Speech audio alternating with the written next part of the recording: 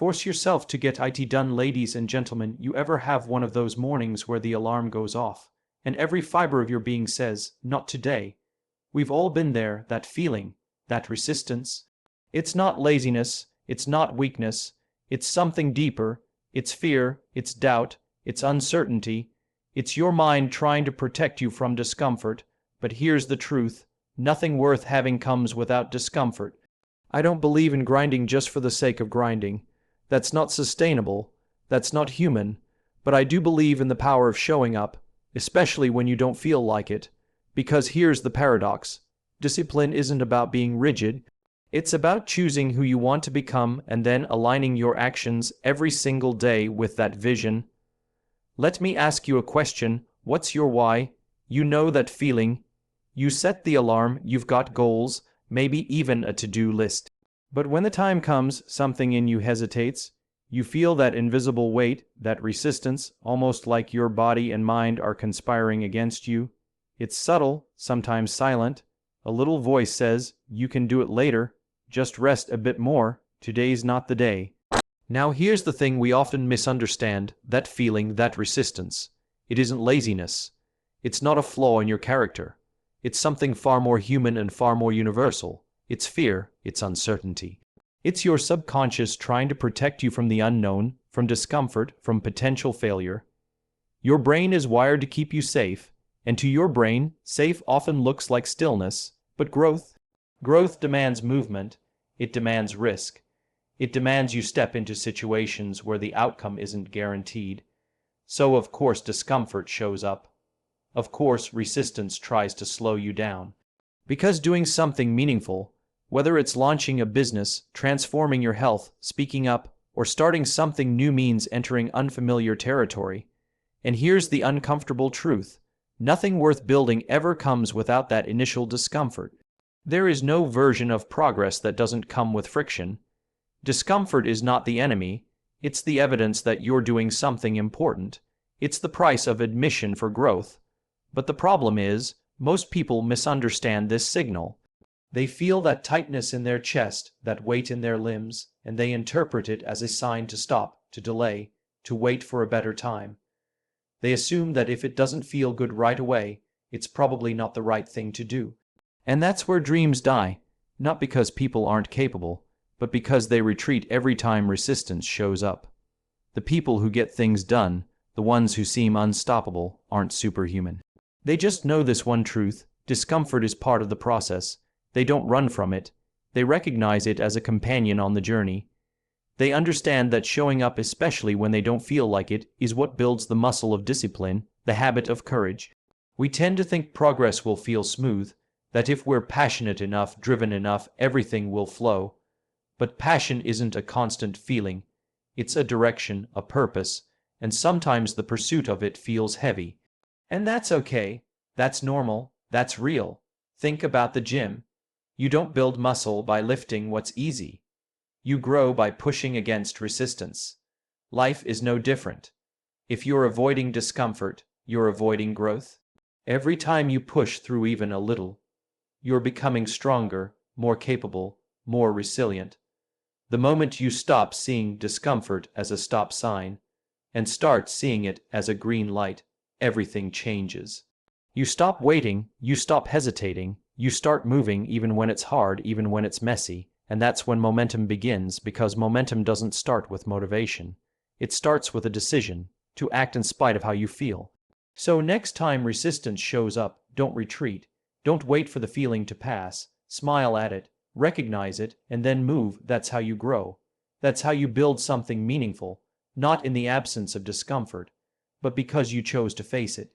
That's how you force yourself to get it done, by realizing the discomfort is not the barrier. It's the path. When most people think about discipline, they picture rigid routines, relentless effort, and forcing themselves to push through even when they don't want to. And while that can work for a while, it rarely lasts, because discipline that's built only on pressure eventually cracks. It's not sustainable. It becomes a chore, a burden, something you do because you have to, not because you want to. And eventually the willpower runs out. You start skipping days. You start telling yourself, "I'll start again tomorrow." And before long, you've lost the rhythm, you've lost the drive. But real discipline, the kind that sticks, the kind that shapes people into high performers, isn't born out of pressure. It's born out of purpose. It starts with a reason that matters, a reason that's deeply personal, a reason that makes the discomfort, the early mornings, the late nights, the setbacks, worth it. That reason is your why. Your why isn't a goal. It's not just something on a checklist. It's not make six figures or get in shape. Those are results. Your why is the emotional anchor behind those results. It's the feeling you want to experience, the legacy you want to leave, the person you want to become. It's the reason you start, but more importantly, it's the reason you keep going. When you know your why, discipline becomes something entirely different. It stops being a grind and starts becoming an expression of who you are. You no longer go to the gym just to check off a box. You go because you want to show up for your health, your energy, your future. You don't just wake up early because someone told you successful people do it. You do it because the vision you have for your life can't be built by sleeping in. You're not forcing discipline on yourself. You're choosing it every day because it aligns with something that matters to you. And here's what's powerful. When your actions are connected to your why, your mind stops resisting them. Suddenly, waking up early feels purposeful. Taking the harder path feels meaningful. You're not dragging yourself through the process. You're pulled by your purpose. That's the shift. That's where sustainable discipline is born. Now, this doesn't mean you won't face challenges. It doesn't mean you'll always feel like doing the hard things, but when those moments come, when resistance shows up, you'll have something stronger than excuses. You'll have a reason to act anyway. You'll have clarity. The most disciplined people in the world aren't the ones who love hard work. They're the ones who are emotionally connected to the outcome. They've taken the time to figure out what truly matters to them, and they've built their daily habits around that foundation. Their consistency isn't about being perfect, it's about being aligned. So if you've been struggling with discipline, don't start by forcing a new routine. Don't beat yourself up for not having more willpower. Start with the why. Ask yourself what you care about. Ask yourself who you want to become. Ask yourself what impact you want to have on the people around you and the world you live in. Because once your actions are fueled by something deeper, they stop feeling forced. Discipline stops being a punishment and starts being a privilege. You're not just grinding, you're growing. You're not just chasing goals, you're living on purpose. And that kind of discipline, that's the kind that lasts. We often wait. We wait for inspiration. We wait for the right moment. We wait for motivation to strike like lightning. Some magical surge of energy that will suddenly make everything feel easy, exciting, and clear. But motivation is a feeling, and feelings are fickle. Some days you wake up and you're fired up. Other days you wake up and you're just not. That's human. That's life. Here's the truth. If you rely on motivation to act, you'll spend most of your life waiting. We've been sold this idea that you need to feel ready before you take action, that you should wait until the timing is perfect, until you're in the mood, until your energy is high and your thoughts are aligned. But high performers, people who consistently show up and deliver, don't live that way. They've learned a powerful principle. Motivation doesn't come before action. It comes after it. Think about it like this. Have you ever started a task reluctantly? Maybe you didn't want to write, or go for a run, or start that project. But once you got into it, you found your flow. You felt momentum build. You started to enjoy it. That's the pattern. That's the shift. Motivation follows movement. It doesn't precede it. The moment you start, when you take that first small action, you begin to gather energy. Your mind switches from avoidance mode to engagement mode. You stop thinking about how hard or boring or overwhelming it might be, and you start doing. That's when your brain says, okay, we're in this. That's when motivation begins to rise, not as a requirement for action, but as a reward for it. Waiting to feel ready is a trap. If you study successful people, entrepreneurs, athletes, creatives, they're not driven by endless waves of inspiration. Most of the time, they're doing the work long before they feel like doing the work. What separates them isn't their mood, it's their decision to act regardless of it. Let's say you want to write a book. If you only write on the days you feel like writing, you'll never finish. If you want to get in shape, but you only work out when the vibe is right, progress will be painfully slow. But if you build the habit of starting, even when you're tired, even when you're unmotivated, something magical happens. You begin to trust yourself, you build momentum, you realize that action is always available, even when motivation isn't, and here's the beauty of it. Once you've taken that step, you become the kind of person who takes action. Not just when it's easy, not just when it's exciting, but especially when it's not. And that identity shift is what creates real, lasting change. That's what builds confidence, discipline, and resilience.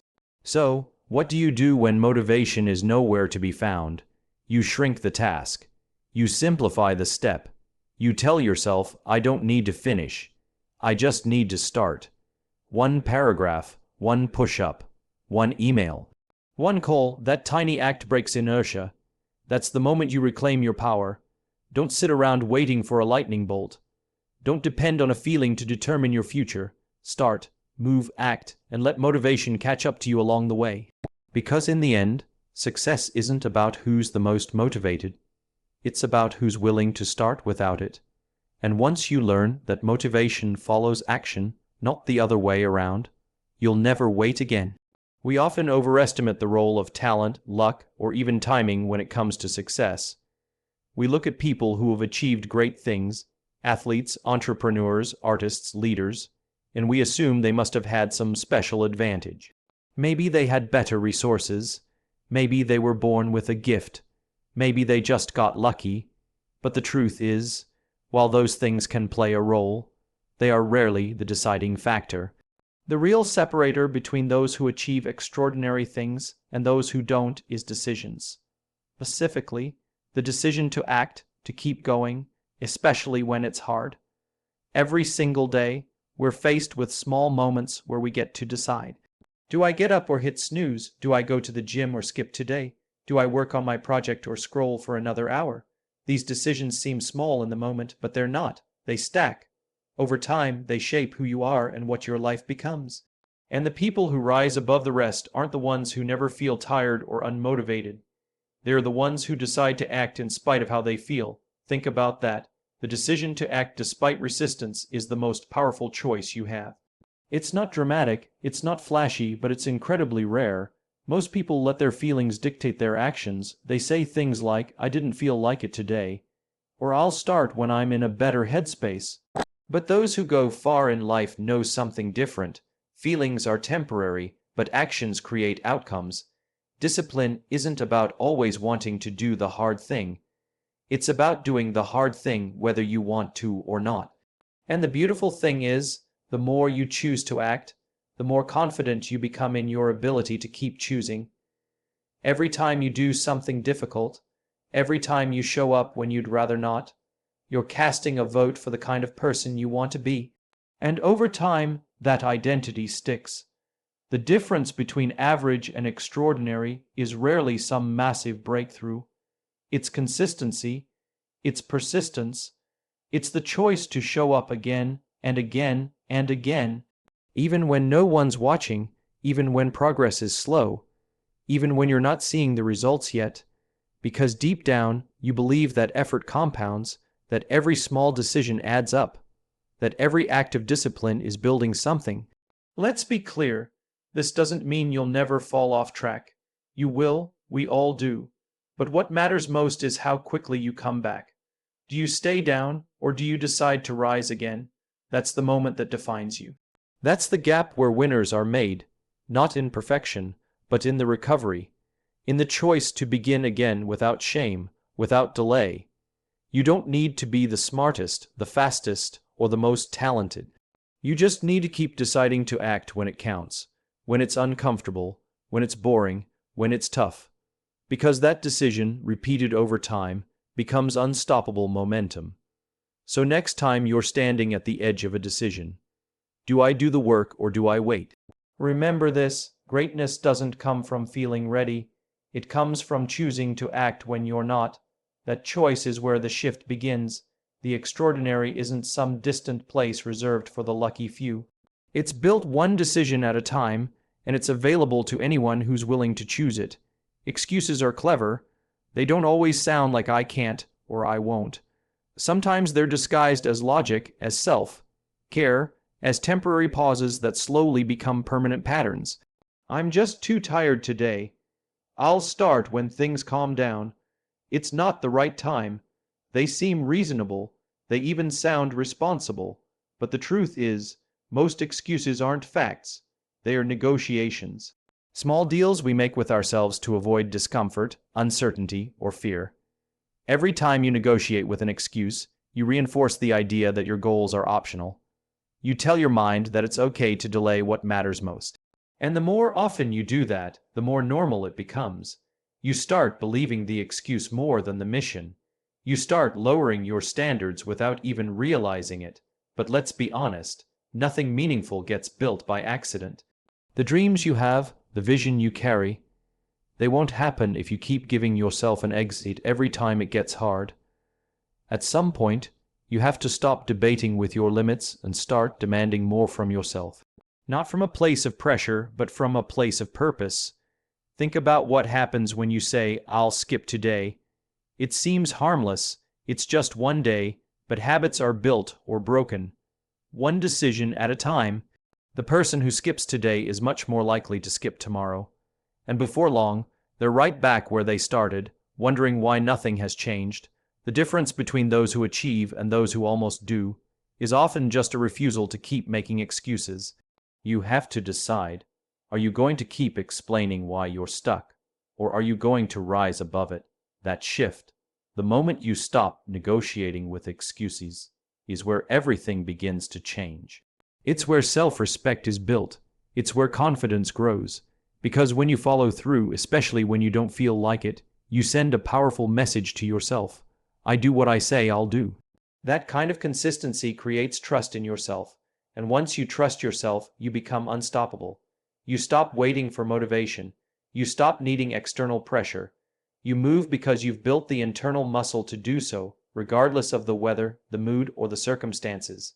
It's not about never feeling tired or discouraged. You will, you're human.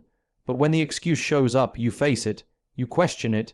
You ask, is this real or is this fear in disguise? Is this truth or is it comfort speaking? And most of the time you'll realize it's just resistance. It's just the mind trying to protect you from discomfort. But comfort doesn't create greatness. It keeps you exactly where you are. And if you want more, if you want to grow, evolve, and build something extraordinary, you've got to stop making room for the excuses that keep you small. So what do you do instead? You commit, you show up. You act in alignment with your vision, not your feelings. You say, "This matters to me," and then you act like it, not once, not when it's easy, but every day in small ways that compound over time. Because the truth is, you don't rise to the level of your goals. You fall to the level of your systems, and your system starts with one rule: no more negotiations with excuses. When you stop giving yourself a way out, you finally create the space to rise. Not because it's convenient, but because you decided that your dreams are no longer up for debate. We often associate the word force with negativity, pushing ourselves too hard, burning out, grinding with no joy. But there's a different kind of force, not one rooted in punishment or pressure, but in purpose. A kind of inner command that comes not from hating where you are, but from loving where you're headed. It's the force that says, "This matters, do it anyway." When people talk about forcing themselves to get it done, they usually think it means dragging themselves through tasks they dread. But that's only true when the task has no meaning. When you're chasing someone else's dream, when you're doing something just to check a box or meet an expectation, but when what you're working on aligns with who you want to become, when it's connected to your values and your vision, then forcing yourself becomes something very different. It becomes a declaration, a decision to honor your future self, even when your current self wants to quit. It's easy to stay motivated when everything feels good, when you're inspired, when progress is visible. But that's not where real growth happens. Real growth happens in the quiet moments, the ones where no one is watching and you're not in the mood. The moments where the only thing pulling you forward is your belief that this work is worth it. That you are worth it. That's when the kind of force that matters kicks in. Not the kind that beats you down, but the kind that lifts you up and says, show up, keep going. Not because it's easy, but because it's yours. You don't force yourself to act because you enjoy the struggle. You do it because the outcome matters more than the temporary discomfort. You do it because there's something on the other side of effort that's bigger than ease. Pride, growth, progress, and purpose. You force yourself not out of pressure to prove, but out of commitment to become. There's a myth that successful people are always motivated, always passionate, always energetic, but that's not true.